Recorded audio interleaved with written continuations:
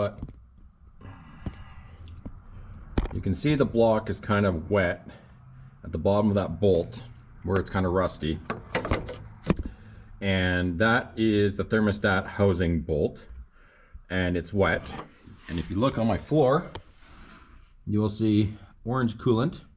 That is not rusty, that's orange, is its GM Dex color. And if we come up top and we look in the reservoir, you can see that it's down a little bit. It should be up to that hard line, and it's not. In the winter, we noticed when we parked this thing that we would see some moisture under the truck. At first, what we thought we were seeing was maybe like oil or something like that, but it wasn't. It turned out that it was actually, in fact, coolant. And initially, when we saw the coolant going down in the bottle, we thought, well, maybe we had a head gasket issue, because the other thing that we noticed that apparently is pretty common on these, I don't know what it's like right now. No, it's fine. The bottom of the oil cap gets to be milky, almost like you would see like a bad head gasket issue. But I picked up one of those head gasket testers kits, the blue dye, and that came back without any problem.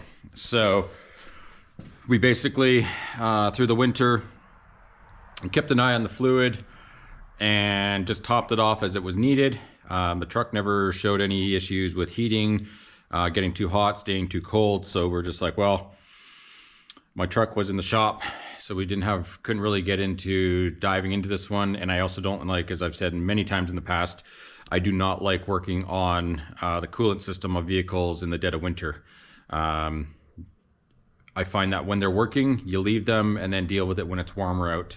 So it's now warmer, even though if you look outside right now, it did snow today, being as we're, I think, what, halfway into April, and it snowed today.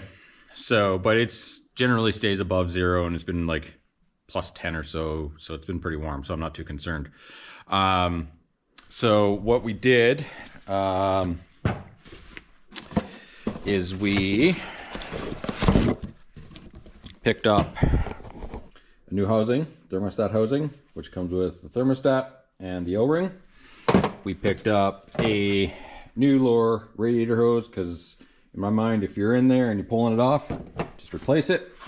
And somewhere in here, we picked up a new radiator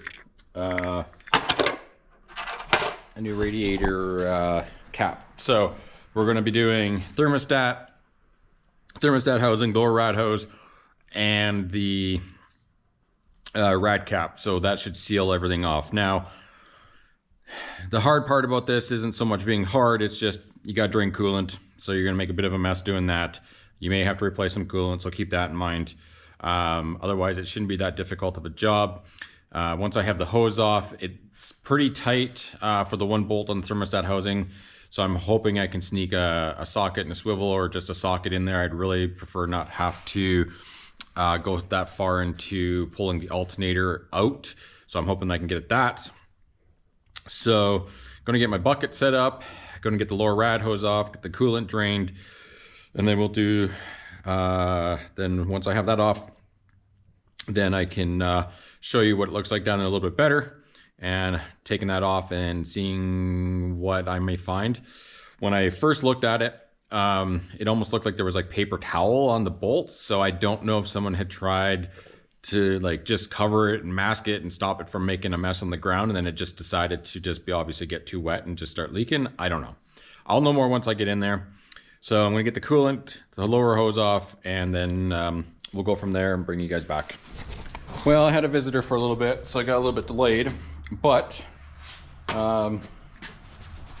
also that said visitor left a mess in my shop, but it's okay. So I got the thermostat housing off. So you can see up there, that's the hole You can see how the block is rusty, so it's been leaking for a bit, making a bit of a mess in there. The original hose, not in bad shape. You probably could have reused it and reused it if you wanted to. It's flexible. There's no crunchies. So the hose was probably in okay shape, but not knowing when it was last replaced and almost 370,000 kilometers on the truck, I thought, you know what? It's cheap insurance to have a problem. Thermostat housing, not really seeing anything out of ordinary there. Inside is greenish, not sure why. It's got decks in it, but who knows. Thermostat looks okay. Only thing I can see that's wrong with it is that this O-ring is pretty flat, wore out, so that's probably why it was leaking. Probably could have just gotten away with putting a new O-ring on this and not doing the whole housing, but again, lots of miles on this truck, so to me, you know, never hurts. Could be warped or something like that.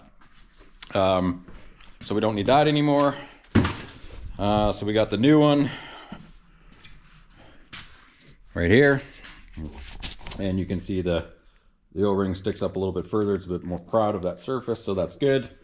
Now what I need to do is come back under here. I am going to get a wire brush or some paper towel or something and try and clean some of that crud, rust off that spot right there, and get that all cleaned up, and then get the new thermostat housing installed. The only issue that I had with getting this out is because it's so deep into that spot. You know, if you got a good pair of pliers, it might be all right. But these spring clamps, they're pretty tough, and it's pointing like this. So I know that you can get spring clamp pliers, and I probably should pick a pair up because I'm always dealing with these stupid spring clamps and it make it easier. But the pliers that I have, I could not get a hold of them too well. So it was easy enough to just pull the whole housing and the hose out as one piece. It comes out real easy. So what I'll probably do is the same thing going in. It basically goes in flat like this. So I'll probably just put the housing, that housing there, into the hose, and then just bolt it all up, clamp it down, and go from there.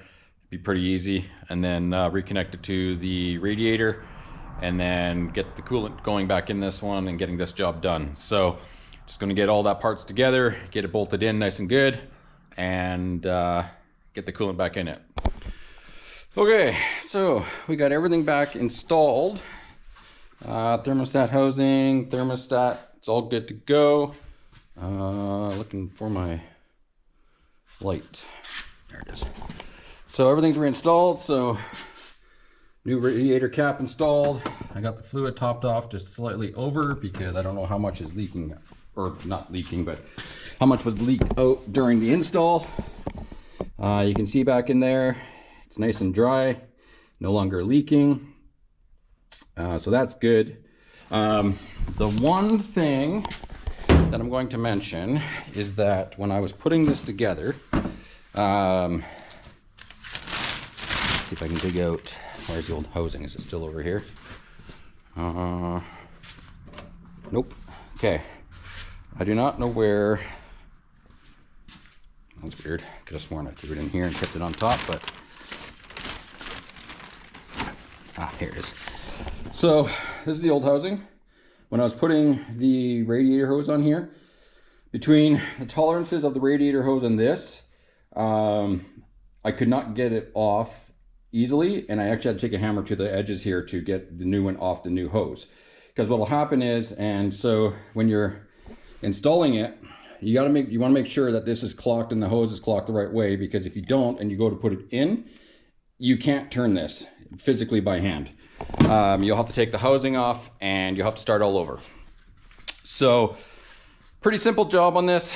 You'll spend more time waiting for coolant to drain and coolant to fill, and doing and making sure, you know, that your thermostat's opening and that everything's working in that sense. But other than that, it's just a very quick little job. The one thing I did do that maybe some people don't think about is I just put some thread paste, pipe thread compound. Just put a little bit on the bolts that go into or through the housing and into the block, just to make sure that nothing seeps.